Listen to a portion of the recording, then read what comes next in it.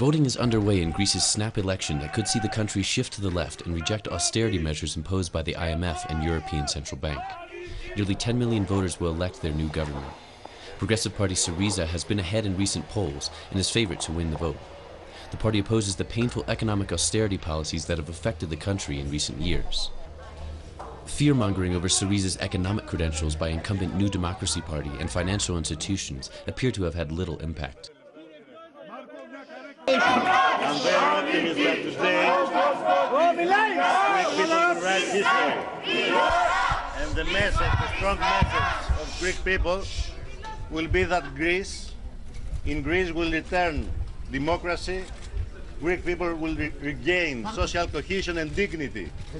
And the message is that our common future in Europe is not the future of austerity, it's the future of democracy, solidarity and cooperation.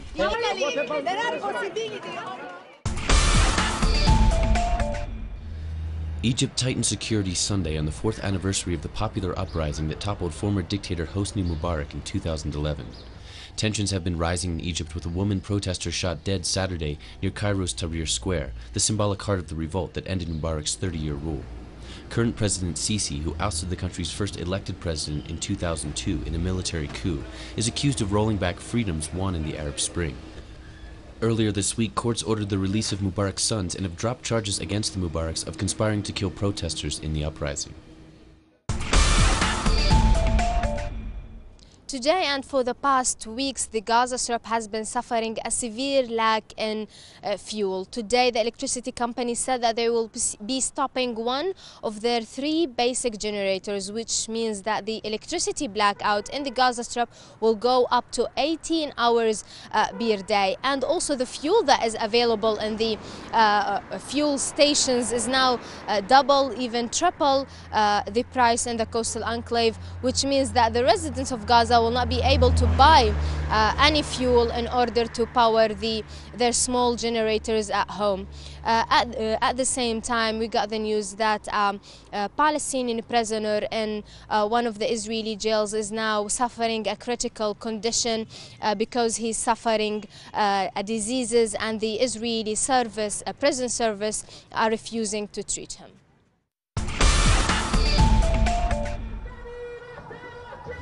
Mexico's Attorney General will not be charging any suspects with forced disappearance in the case of the 43 missing students in Ayotzinapa.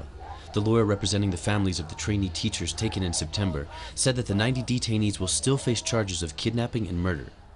According to the version of events provided by the Mexican government, the students were killed and their remains burned at a landfill.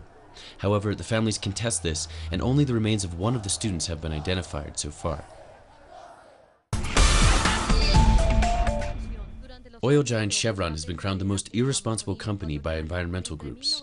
The Public Eye Award, delivered as global elites gather at the World Economic Forum, seeks to highlight the world's worst corporations.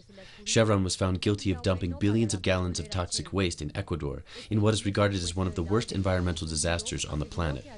This is the second time the environmental groups bestowed Chevron with the embarrassing award for negligent behavior in Ecuador.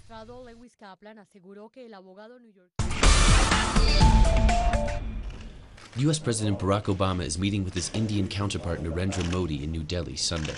The meeting sees the world's largest democracy and the world's largest economy discussing trade, nuclear power, and climate change. The United States views India as a vast market and potential counterweight to China's growing importance in Asia. Obama will depart early from India to travel to Saudi Arabia following the death of King Abdullah.